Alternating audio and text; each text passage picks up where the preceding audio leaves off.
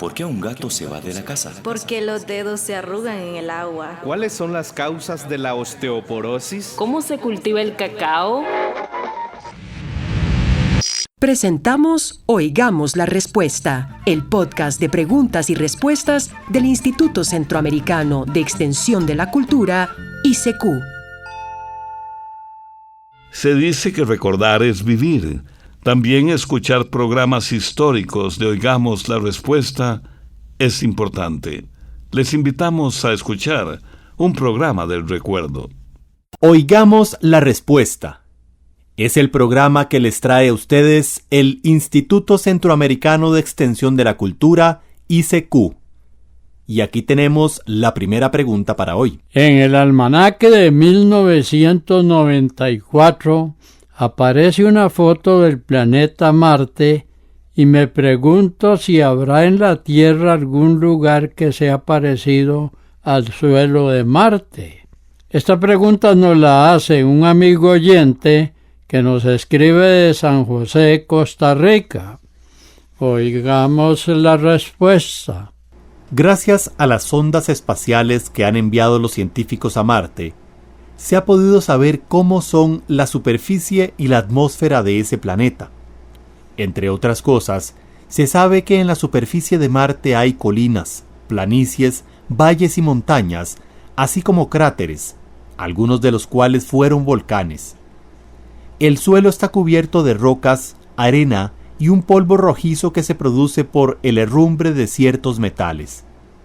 A menudo los fuertes vientos levantan ese polvo en grandes cantidades, parecido a las tormentas de arena que hay en los desiertos de nuestro planeta. Pero al no haber oxígeno en Marte, no hay vegetación y no existen bosques, selvas o verdes praderas como en la Tierra. Por eso, se podría decir que algunos desiertos de nuestro planeta guardan semejanza con el suelo marciano. El señor Julián Elizondo Oliveiro nos llamó por teléfono de Guasimal de Punta Arenas y nos comentó lo siguiente.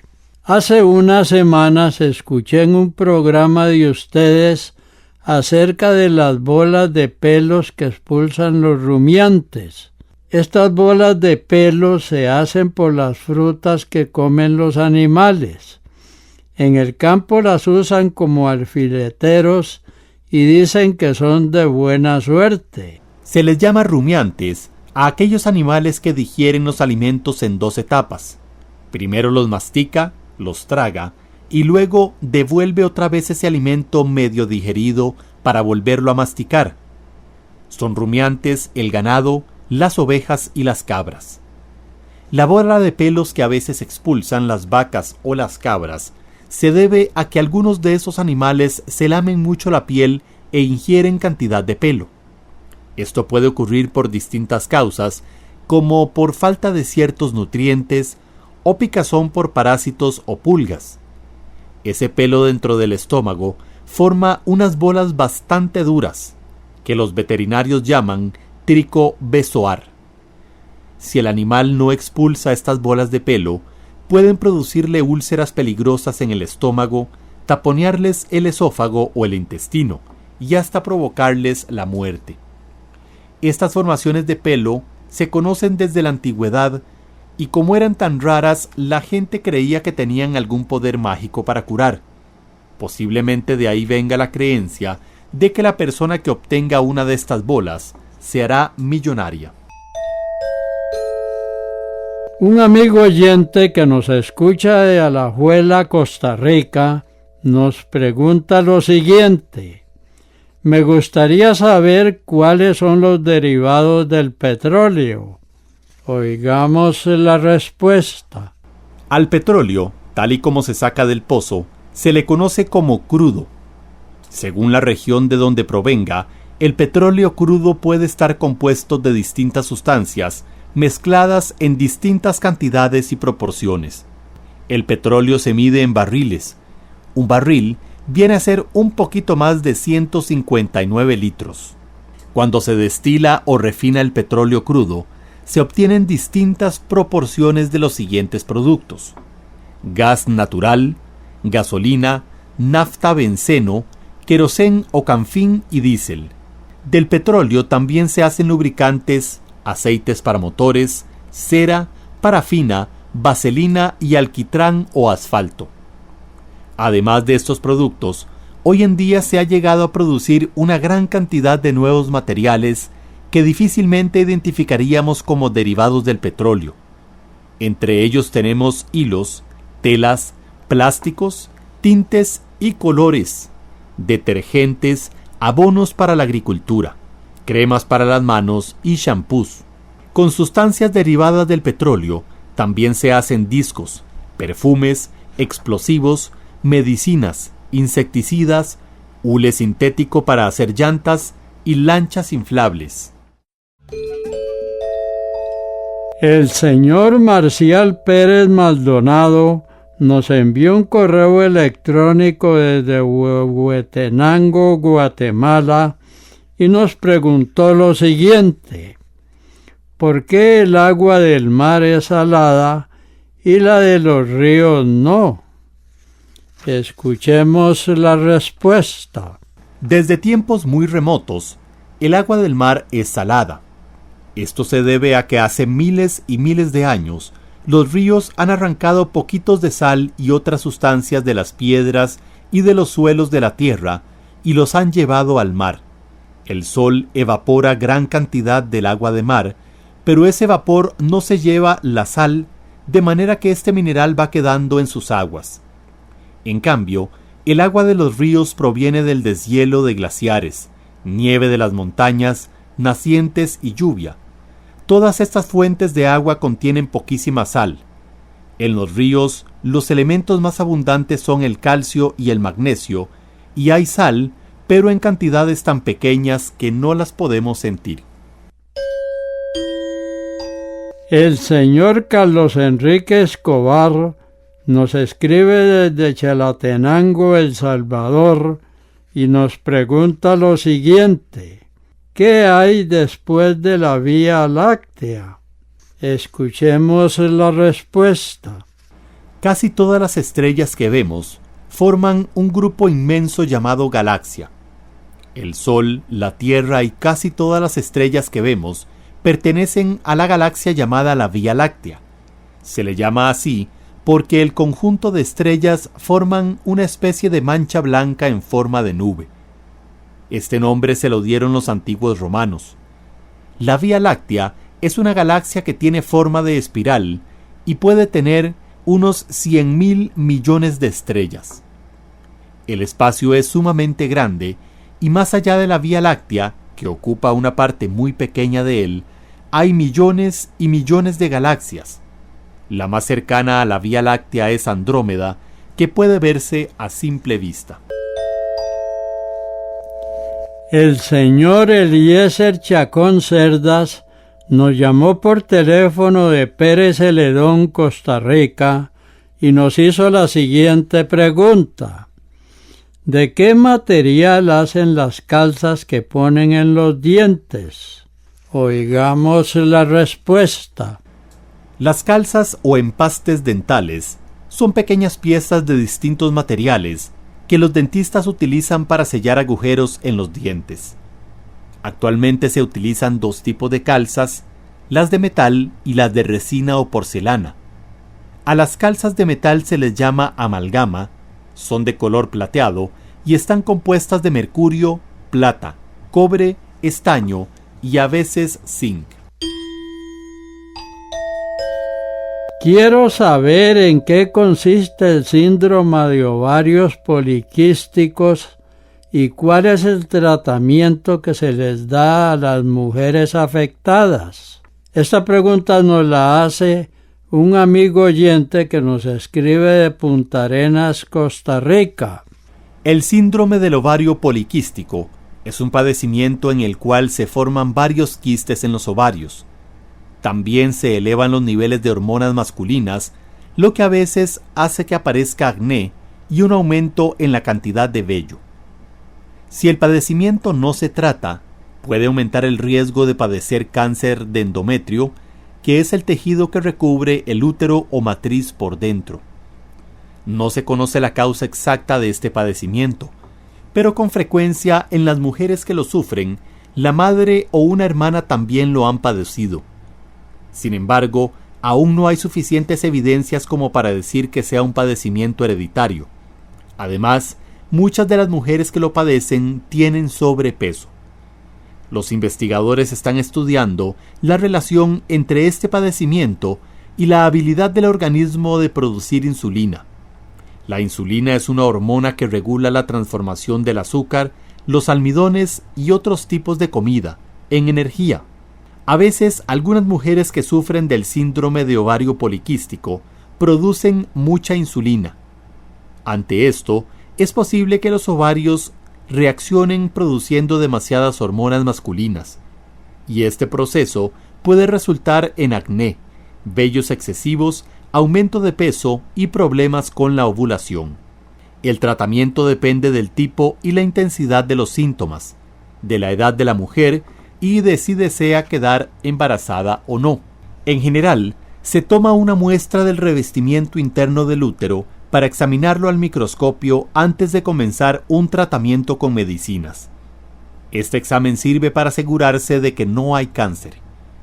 En el caso de mujeres con síndrome de ovario poliquístico que están en la edad fértil, se pueden intentar varios tratamientos, aunque no siempre dan buen resultado. La operación para quitar una parte del ovario o destruir los quistes mediante una corriente eléctrica se deja como último recurso, porque se pueden formar cicatrices que disminuyen la capacidad de la mujer para quedar embarazada. Está escuchando un programa del recuerdo. El señor Antonio García Gómez nos escribe desde Nagarote, León, Nicaragua, y nos pregunta lo siguiente: ¿por qué una de las imágenes de Santiago Apóstol que tiene Nagarote en su iglesia, una de ellas, el patrón está vestido de militar? Dicen que fue el presidente Zelaya. ¿Cómo fue esa historia?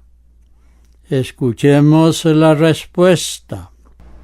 El santo patrono de Nagarote es Santiago Apóstol. Y efectivamente, tal y como usted lo dice, la iglesia de Santiago Apóstol en esta ciudad tiene una imagen del santo vistiendo un traje militar. Esta imagen fue traída por los españoles durante la colonia. Pero en febrero de 1896, durante el levantamiento de los liberales, el general José Santos Zelaya derrotó a sus enemigos en Nagarote, según él con la ayuda del patrón Santiago. Como agradecimiento, cuenta la historia que el general entregó su uniforme de militar para que se vistiera al santo, y lo nombró capitán general. Desde entonces, el patrono de Nagarote viste de militar. Santiago Apóstol es un santo que se celebra en muchas ciudades y pueblos de Nicaragua, pero en Nagarote es el único lugar donde existe una imagen suya con traje militar. La señora Flor de María Espinosa Arce nos llamó por teléfono de Heredia, Costa Rica, y nos preguntó lo siguiente: ¿qué tipo de pintura debo usar para pintar recipientes plásticos? Escuchemos la respuesta. Para pintar objetos plásticos, como por ejemplo macetas, se puede utilizar pintura acrílica o esmalte del que viene en latas en spray. Antes de pintar el recipiente, es conveniente lavarlo muy bien con agua y jabón para quitarle la grasa o suciedad que pueda tener, ya que eso facilita que pegue la pintura. Algunas personas aconsejan lijar la superficie para hacerla más porosa y así lograr que la pintura pegue más. Después de lavar y preparar la superficie, puede aplicar una especie de pintura llamada Premier o sellador acrílico y esperar unas 2 horas a que seque completamente. Cuando esté seco, puede aplicar la pintura con el color que desee. Puede hacerlo con una esponja, pincel o brocha corriente, dependiendo del tamaño del recipiente. Conviene aplicar unas 2 manos de pintura para que la superficie quede bien cubierta. Si desea un acabado brillante o semibrillante, en especial si ha pintado con acrílico, puede ponerle un barniz en spray. Recuerde usar guantes, papel periódico en lugar donde pinta y mascarillas si usa pintura en spray.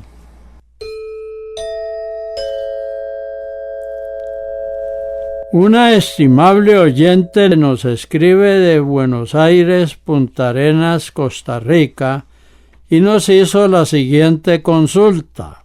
Quiero información sobre el tábano. Cuando el clima es frío hay mucho y atacan a los animales. Revienta en el mes de abril, dura como 2 meses y desaparece. ¿Qué se hacen las larvas? ¿Cómo aparecen? ¿Cómo podemos deshacernos de ellas? ¿Y por qué aparece cuando está frío? Oigamos la respuesta. Los tábanos son unos insectos parecidos a moscas grandes. Atacan al ganado, las ovejas, las cabras, los cerdos, así como también al ser humano. Los machos de esta variedad de moscas se alimentan del néctar y polen de las flores, pero las hembras se alimentan de sangre, lo que las convierte en transmisores de parásitos y enfermedades. Además, la picadura del tábano es dolorosa y esto afecta al ganado, que deja de alimentarse por la molestia que le causan estos insectos. Los tábanos buscan reproducirse donde hay humedad. Es por eso que aparecen durante el invierno. La hembra pone los huevecillos sobre los tallos de las plantas que crecen a orillas de lagunas, pantanos y ríos. Cuando revientan, nacen las crías o larvas que tienen forma de gusanitos. Estos gusanillos caen al agua, se van hasta el fondo y allí permanecen alimentándose de insectos, caracoles y otros animalitos. Casi un año después, las larvas salen a la superficie en busca de lugares más secos. Luego se envuelven en un capullo color café.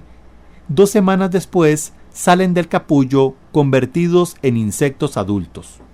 El control de esta plaga es bastante difícil. Según parece, algunos remedios caseros dan resultado, como por ejemplo usar frutos medio maduros de mamey, cortarlos y hacer una mezcla en agua que se unta sobre los animales. De igual manera, las semillas secas y molidas del mamey tienen efecto insecticida. Otra posibilidad consiste en usar hojas y tallos secos de la planta llamada ricino, o bien del árbol de nim, molerlos bien y ponerlos en la piel de los animales. ¿De dónde es originaria la naranja? ¿Cuántas variedades existen? ¿Y cuál país es el que tiene la mayor producción de esta fruta? Esta pregunta nos la hace un amigo oyente que nos escribe de Liberia, Guanacaste, Costa Rica. Oigamos la respuesta. La naranja, al igual que otros cítricos como el limón y la mandarina, son originarios de Asia, de una zona situada al sur de China. En este lugar se empezaron a cultivar naranjas hace unos 4000 años. Con los años, esta actividad pasó de China a India, Persia y Palestina, África del Norte y la parte del Mediterráneo en Europa.